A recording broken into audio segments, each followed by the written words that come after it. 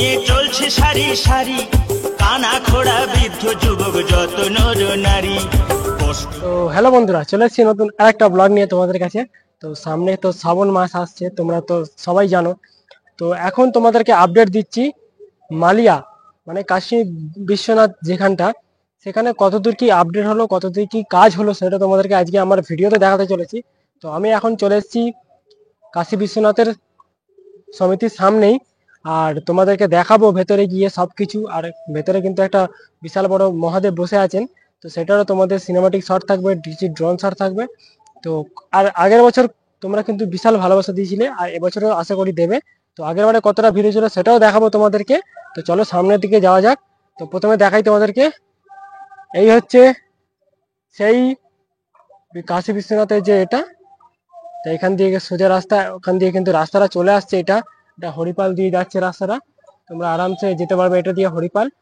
আর এইখানে কিন্তু দেখতে পাচ্ছ তোমরা, সামনেই রয়েছে বজরংবলীর একটা স্ট্যাচু।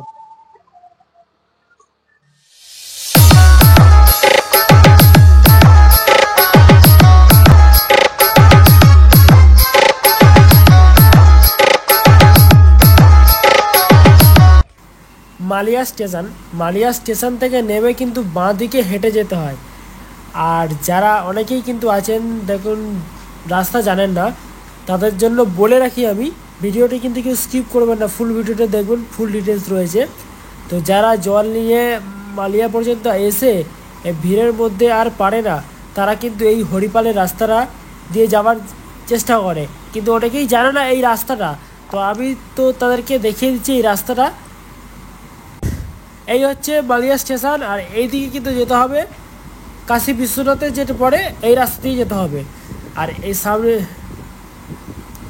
হচ্ছে এইটা দিয়ে এসে কিন্তু এইটা হচ্ছে হরিপালের রাস্তা, একটুখানি এগিয়ে ডান দিকে গেলেই হরিপাল যাওয়া যাবে। তো এখন আমি এই মুহূর্তে চলে এসেছি কাশী বিশ্বনাথের সেবা সমিতির এখানে।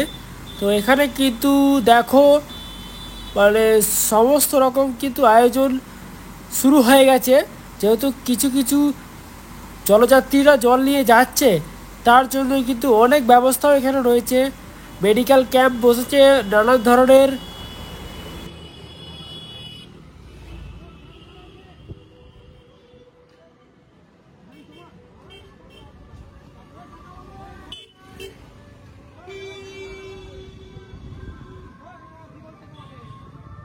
প্রচুর পরিমাণে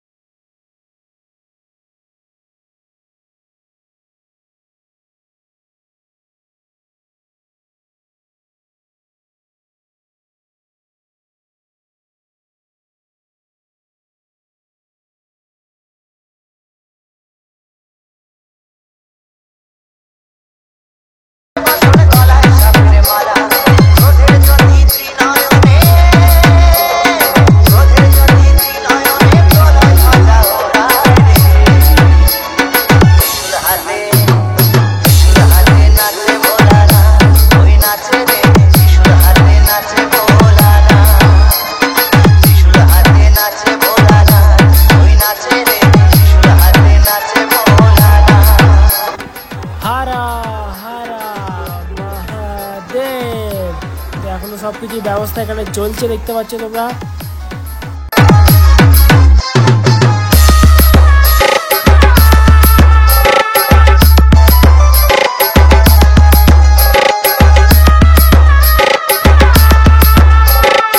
এখানে কাশী বিশ্বনাথ সেবা সমিতির মেডিকেল সেন্টার এখানে কিন্তু রয়েছে, যাতে কোনো জলযাত্রীর অসুবিধা না হয়।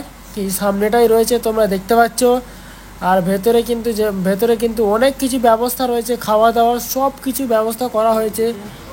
আর এই হচ্ছে পুরনো যেটা ছিল আগে সেবা সমিতি, সেইটার ভেতরে যাব।